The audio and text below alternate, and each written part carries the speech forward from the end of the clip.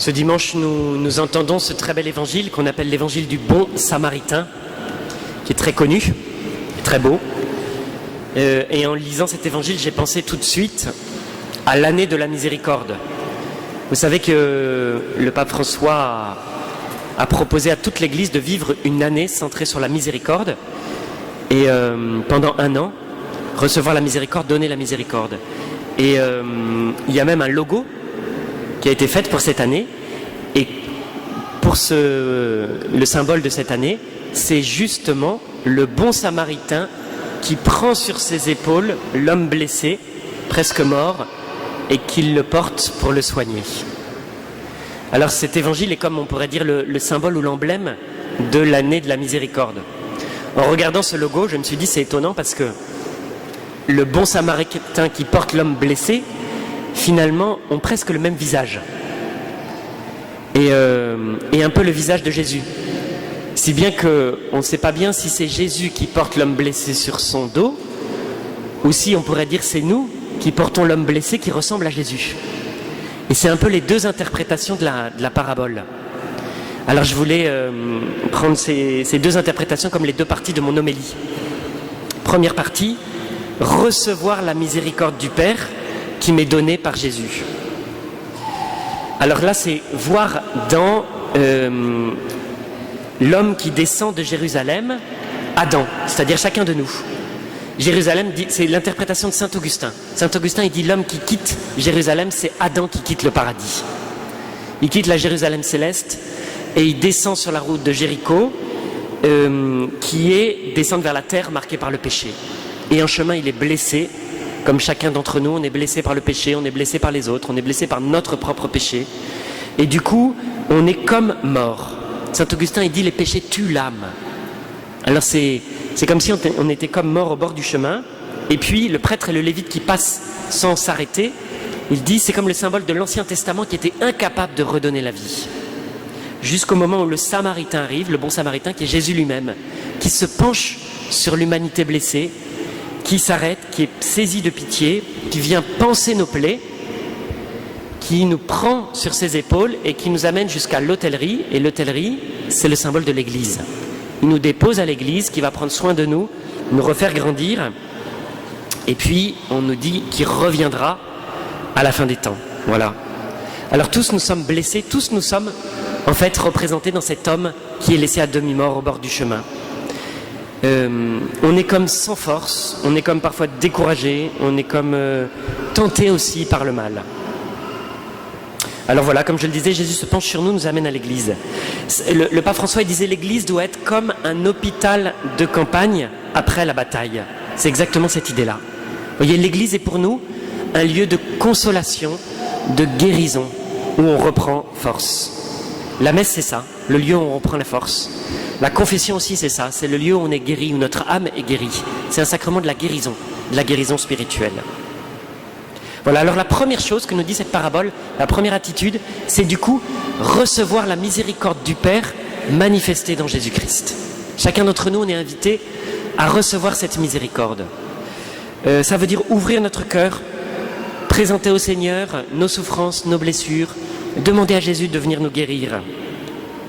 Voilà, personne ne peut dire moi je ne le mérite pas, moi je suis trop loin, Jésus ne fait pas attention à moi. Jésus est venu pour les pécheurs. Il dit les bien portants, ils n'ont pas besoin de médecin, je suis un médecin, je suis venu pour ceux qui sont malades, pour chacun d'entre nous. Ça c'est la première attitude. La deuxième attitude, donc c'est recevoir et se laisser transformer par la miséricorde. La deuxième attitude, c'est partager la miséricorde. Après l'avoir reçue, la miséricorde nous redonne une dignité nouvelle. Elle nous libère de notre passé, elle nous donne des forces pour aujourd'hui et elle nous présente aussi un avenir, une espérance qui est la vie éternelle avec Dieu. Après avoir fait cette expérience, on est invité à la partager avec les autres. Alors c'est là où on peut inverser la lecture et on relit la parabole en se mettant à la place du bon samaritain. C'est nous le bon samaritain. Jésus nous dit soyez des bons samaritains pour les autres. Soyez miséricordieux comme le Père. C'est le slogan de l'année de la miséricorde. Alors, nous sommes invités à nous tourner vers les autres. Vers qui ? Vers qui demande le docteur de la loi ? Eh bien Jésus, qui est mon prochain, il dit. Jésus lui répond en lui montrant en lui expliquant cette parabole, en disant Dieu ne fait aucune différence entre les hommes, c'est vers tout le monde que tu dois aller. Et la question, c'est pas vers qui, mais c'est la question qui sera le prochain de cet homme qui souffre. Nous-mêmes, autour de nous, il y a beaucoup de gens qui souffrent.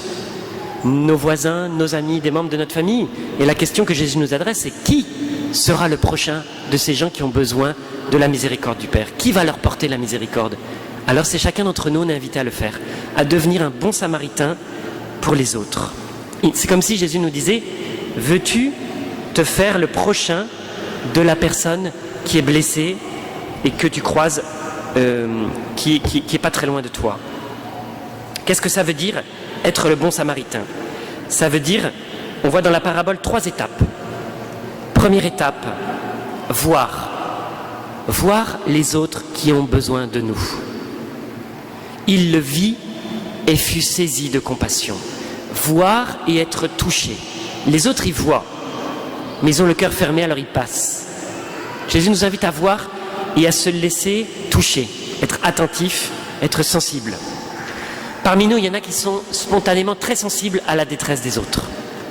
Ils ont comme on pourrait dire un radar intérieur qui fait qu'ils vont être touchés très vite. Et il y en a d'autres, ils le sont moins. Alors c'est s'arrêter, être touché, ça c'est une grâce qu'on peut demander si on est spontanément moins touché par la détresse et par la souffrance des autres. Parfois, il m'est arrivé, il y a des gens qui sont venus me voir et qui m'ont dit, Père, à la sortie de la messe, ou je sais pas trop où, vous avez dit bonjour à tout le monde, mais moi vous m'avez carrément ignoré. C'est comme si vous m'aviez pas vu. Et alors justement, j'avais besoin de vous parler, j'étais en souffrance et alors je dis, excusez-moi, j'ai pas fait exprès. J'ai pas fait exprès, mais en fait, j'ai pas été assez attentif. Voilà. Et du coup, je n'ai pas vu. Alors peut-être certains sont comme moi, parfois on voit pas. Alors c'est vraiment une grâce à demander au Seigneur que d'ouvrir nos yeux, que d'ouvrir notre cœur, d'être attentif. Voilà. Premier point. Deuxième point, prendre soin. Quand il est touché, il s'approche et là il va se pencher sur l'homme blessé. Peut-être il va le sortir du fossé, il va panser ses plaies, il va lui donner à boire, il va le prendre sur son dos, il va l'amener à l'hôtellerie. Alors ça, c'est apporter une aide concrète. Peut-être la première aide qu'on peut apporter, c'est souvent l'aide de l'écoute. Souvent les gens qui souffrent, ils ont besoin de parler, ils ont besoin d'être entendus. Du coup, ça prend un peu de notre temps, forcément. Le premier sacrifice qu'on a à faire, c'est donner notre temps à la personne qui a besoin d'être entendue.